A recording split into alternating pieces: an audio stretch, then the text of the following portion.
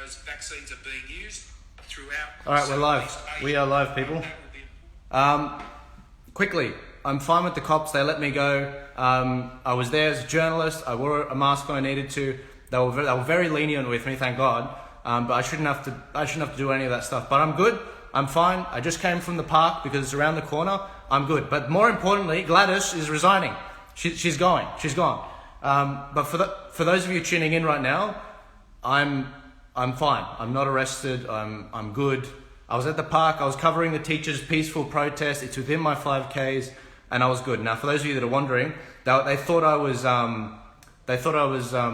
what's it called? They weren't sure why I was there. I was like, guys, I'm a journalist. I just did a live stream on Turning Point Australia. I mean, that's the organisation I work for. So I'm good. I'll tell you the full story about that in a bit. But let's talk about Gladys because she's gone. In a sec, I'm getting Romeo on now. But I'm good. I'm fine, guys. They didn't give me any fine or anything. I'm good. They left me alone. Romeo. Romeo's coming in a sec. Romeo's so happy. I just got off the phone with him. Hey, Romeo, I got the live stream here.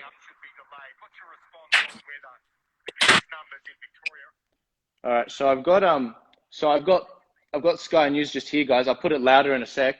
Romeo, I was just saying, I was covering the teachers' protest because it's within my 5Ks, and the cops came after me, but they let me go. Thank God, they let me go.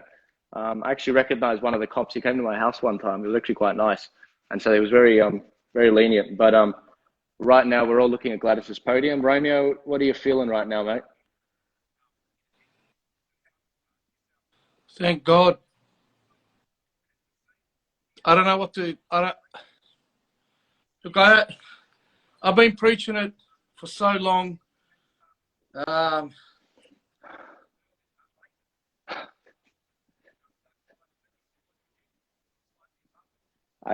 I can't hear you. Let me go back on. I'll do not disturb. I'll put do not disturb. I'll go back on in a second. Okay, sure. Romeo's he's getting all these calls from people, and they're interrupting him because they're very stoked about what's going on. So in a sec, we're gonna be listening to the live thing. Oh, it's coming on now, I think. All right, here she comes, Romeo, here she comes. Keep watching the Prime Minister on 603. He's the New South Wales Premier. All right, ready?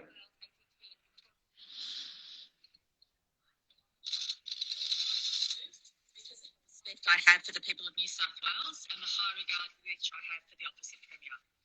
I was advised late yesterday afternoon the Independent Commission Against Corruption will today release a public statement in which it will state it is investigating allegations made about me concerning matters relating to the former member for Wagga Wagga.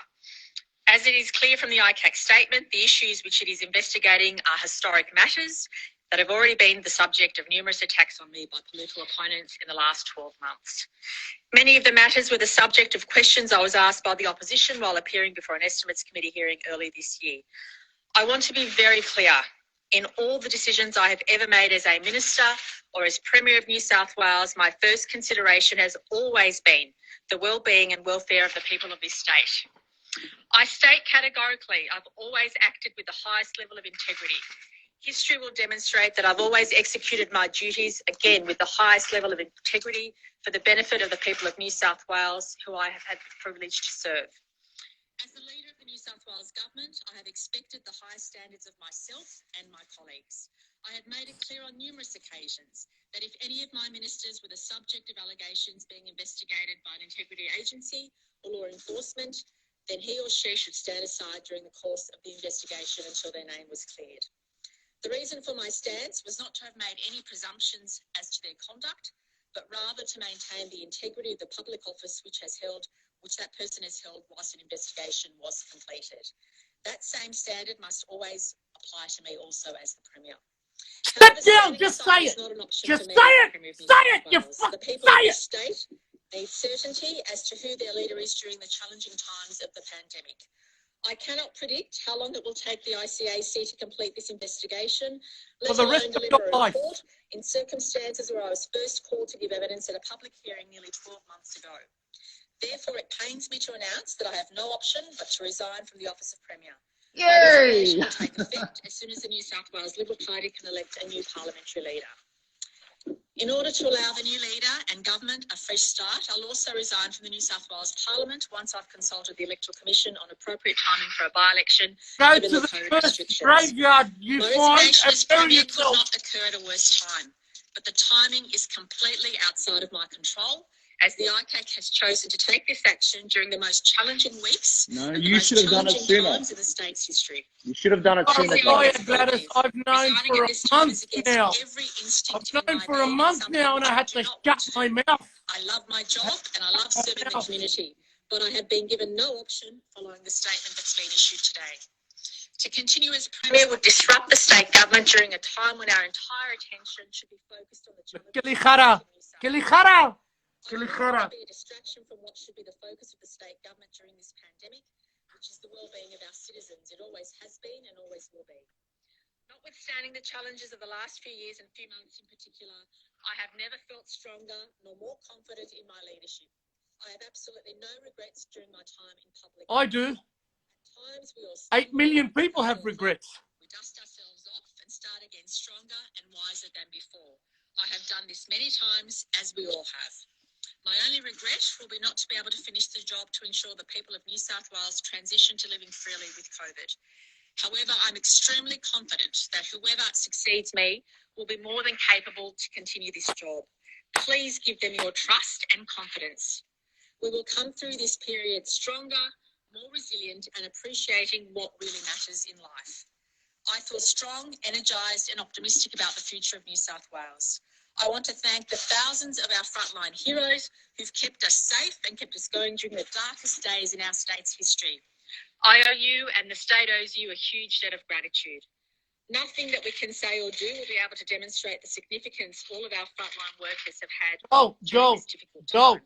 I'd Joel. also like to take this opportunity to thank the Liberal Party to whom I owe my career, She the said people it. of the I don't want to hear a voice. who have elected me 5 People times to want be to their hear it. parliament, People to want be to their hear it. member of parliament, my parliamentary colleagues for their support and hard work, my outstanding and loyal staff, past and present, and to all the professional public servants with whom I have worked.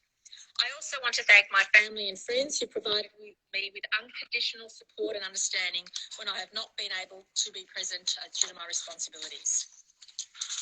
Most importantly, I want to thank you, the people of New South Wales. When the chips were down in the past few years, in particular during the drought or the bushfires and now COVID, we stood alongside each other. We've grieved and supported each other during these tragedies. I hope you know that you will remain foremost in my thoughts. The courage that you display in your lives every day has inspired me every step of the way. The courage and the support you've shown me has humbled me and made me a better leader and a better person. Serving you has been the greatest privilege of my life. Please know that every day I gave it my all and worked as hard as I could to create a better future for our state and its people. I truly believe that New South Wales is a place where every person, irrespective of their background and circumstances, has the opportunity to be their best to make a difference. So as I address you for the final time as your Premier, please stay the course and stay safe. We will be shortly out of this lockdown and be able to go on with our lives. New South Wales and its people will come out of this lockdown stronger, and together we will build a future full of optimism and hope. Finally, thank you again for giving me the honour of being your Premier. Thank you very much. All right, hang on. Let me say something. Hang on. All right. Wait. Everyone just wait. We are who we are, depending on how we react to a victory and a defeat. All right? So don't get me wrong, guys. We've been fighting for, no one's fought harder for this than Romeo and myself. But it's done. She should have gone sooner. Keep it respectful, guys. Everyone that's listening right now, don't get me wrong, I'm happy. But for the love of God, she should have done it sooner. This is the first domino falling. So many people have lost so much. I know. You Wish lost Dad your job. I wish Dad could have seen this. Sometimes victory, this is just one. This is just a battle that we've won. But to me, and to many millions of people in New South Wales, we've lost so much. I know. We've lost countless sleep. You know, we've had sleepless nights, anxiety through the roof. How many people have committed suicide? I don't want to know. I don't want to know. Beyond count. For the first time in my life, I don't know what to say. Yeah, it's a small win, but how big is it? Yeah. How big is it? We're not going to know until we do these royal commissions and find out how many people these lockdowns actually hurt. And you know what, Gladys? All your benefits that you never made it to in January, which we're proud you never made it to, even if you had them, they wouldn't have protected you from a royal commission. And there will be one. We're not done yet. Now I need businesses to unite and to drive the stake into this vampire and make sure nobody ever removes that stake ever again, to make sure that she never gets up. We need businesses to make sure that they go back to recognizing that all Australians, doesn't matter what was done to them, the ones that did it and the ones that refused to take it, we're all still the same. Nothing's changed. And by her stepping down, that is the first step of admitting that what she's done, she cannot bear the weight of what she's done to us. She couldn't even say that it was her choice. She said it was beyond my choice. And it's like, oh, so you want to put that responsibility on ICAC? You should have done it sooner. Sorry, but I'm not sorry. An innocent man fights to the very end. That's right. I'm sure, and I want every single person in New South Wales to appreciate exactly what happened. I'm sure 100% she is more devastated about stepping down because she has not reached January 1st when her Premier's pension kicks in. She couldn't last.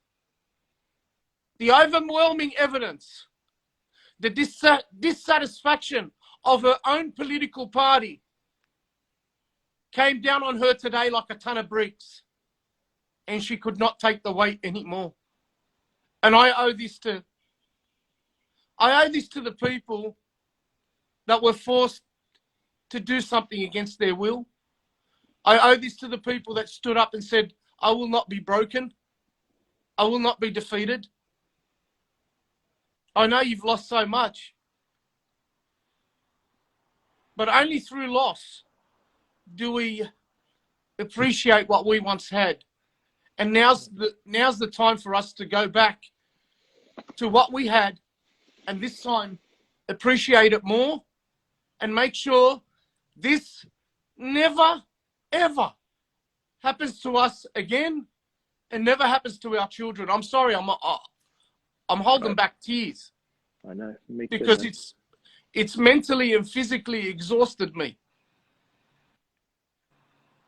How many times, Romeo? How many times have we promised people, just wait 2 more weeks, just wait, hang in there? It's very hard. I need everybody to understand, Joel. You understand this, because me and you know, I originally started with the farmers, but when we took on the government, I remember it was me and you. And how many times have you pulled me up out of the gutter? How many times have I given you pep talks? At the rally. You know, that was a good pep talk. Yeah. I want do you people to remember understand what it is to be a leader. It's not about glory. It's not about popularity. It's not about a following. Yeah. God, me and you have been through some shit. Yeah. I can't wait to have a beer. I can't wait to have a beer, mate. Let's go. We have been absolutely hammered. Yeah. And a leader has to accept the fact that he's going to be abused. because we both knew that this was going to happen. But it's so hard trying to keep secrets, because we both know that if the opposition, your enemy knows what you are doing, they'll counterattack. Yeah. Well done to you, Joel. Well done to you. You too, Romeo, mate. You've every now and then you needed a holiday, but you stuck with it to the end, man. You did, and we've still got heaps to go. And look, I think a lot of people listening right now, they want to know where we go from here. I've got an answer for that. So there's many different things that can happen politically right now. Now, we all, as you guys know, there's different factions in the Liberal Party. There's more conservative factions and there's more left-wing factions. Now, we're hoping that the Conservative candidate gets up in this, because they're going to have a little mini election in the Liberal Party behind closed doors. They're going to have a vote. They're going to vote on who they want. We want a guy named Dominic Perrottet. I know you guys want the United Australia Party, but the problem is we don't have state elections until 2023. So in the meantime, we have to wait for the Liberal Party, and we're gonna have a. Joel, do you want to give him a rundown on the policies of Dom Perrottet if he takes it? So Yeah, but this is the thing. This is the thing, though, guys. So you've got Dominic Perrottet as the head, but the problem is, if he's going to get in, he's going to have to cut some deals to actually get the way voting works in the Liberal Party is you have like a left-wing guy as this minister, and then a right-wing guy as this minister. A left-wing guy as this minister, and then they're like, okay, but you also get the leader. You get Dominic Perrottet. So if Dominic Perrottet gets in, we'll have a few conservative ministers and some left-wing ministers, but Dominic will be the head. Or what will happen in order to get it across is they'll have a left-wing premier, and then they'll have a ton of right-wing ministers. Now, I don't know which way it's going to go, but I'm hoping it's Dom, because if Dom gets in, and these are the policies, if Dominic gets in, then he said, I don't want to see the city split in two. He's the one that's been pushing for the 1st of December to be the day where it's freedom. It's basically freedom day for everyone, the vaccinated and the unvaccinated. He's the guy that's been saying, people shouldn't be mandated vaccines. All of this stuff, that's when it comes to an end. But this is the thing. Dominic is still a member of the Liberal Party. Dominic is still weak. Dominic needs to be replaced one day. But in the meantime, I'm happy he's the guy that's in, not the other guy. But you guys have to join a political party, because we've got to go after all of these bastards in 2023 and federally next year in May. That is the point. You've got to get involved in politics, because the reason why she's felt so much pressure has been ICAC, but also her own branches that are conservatives, that Gladys doesn't like. And that's why I keep saying it all goes back to joining a party. Romeo's got the right idea. He's been getting people involved in the United Australia Party, which is good because they're people engaging with their democracy. But now that she's gone, we're going to see how that election goes. And hopefully Dominic Perrottet goes in. International borders are opening up a month early. The dominoes they're falling. And I'm here for it. You know what I feel like?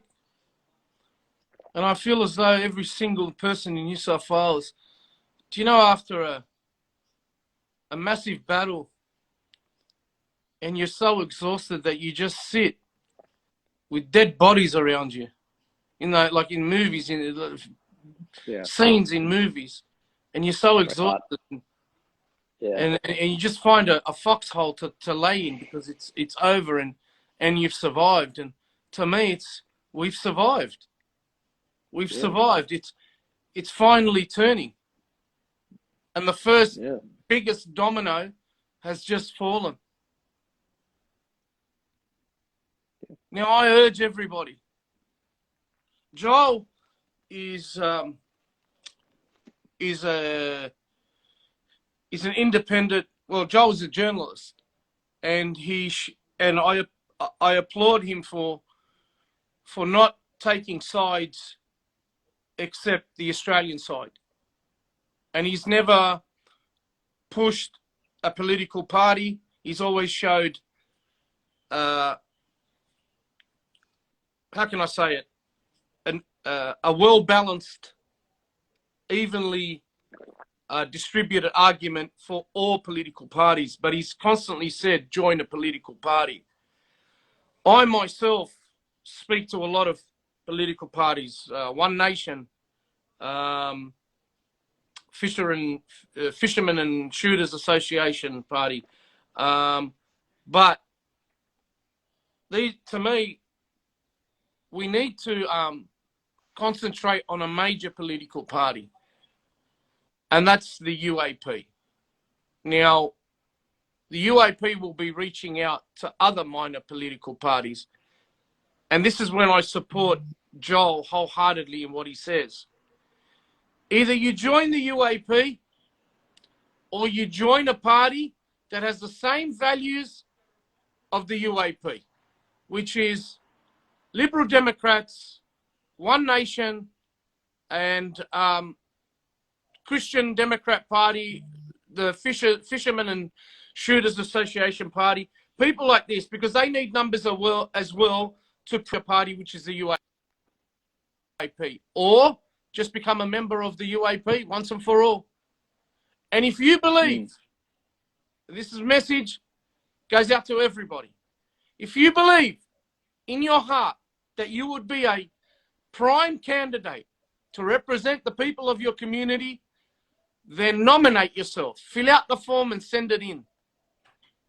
The battle isn't over. The war isn't over. We've won a major battle today, a major battle. And I do not want the people that took the V or were forced to take it to think of this as a loss, to think of this as they've been defeated. No, you haven't. We are still Australians. We are still united. You must now make sure that nothing like this ever happens to you again. That's right. And the only way to do it, get involved politically. Your voices do matter. Your voices count, and your voices make a change. Yeah. I've got a video to change this because I don't want to drone on and on. I've got a video that I've been sitting on for a long time, and I just want to play it for you guys because I think I've been waiting for a while for this. And this is from Bishop Murray. It was for something completely unrelated, but it's hilarious. Bad boys, what are you gonna do when we come for you? Bad boys, Are you gonna sing that?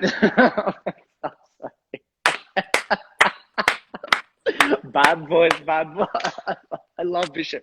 I'm going to interview him soon. I can't wait to interview him. But fuck, I can't wait. I'm having a scotch tonight. I haven't had a drink in a while, but yeah, I need a drink. So, by the way, sorry, I got to say this, Romeo. Just to let you guys know, I was just at the protest for the teachers. I was covering it as a journalist. The police, they're sneaky buggers. They had guys in the crowd that pointed me out.